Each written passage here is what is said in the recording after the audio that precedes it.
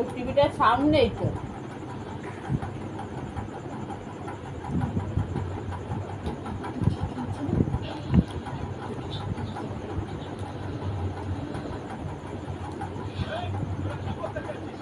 ওরা কি করতে চাইছে দেখো না।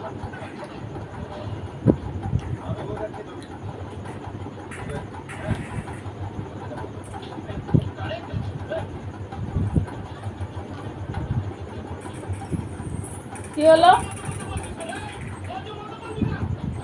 বিস্কিট কই? তো তোমার এত টিভি দেখার ইয়ে হচ্ছে, তুমি দেখো। তো তুমি বিস্কিটের বদলে তুমি আদা দিয়ে রেখে দিয়েছো, আমি আমি কি আদা করবো? খাবো।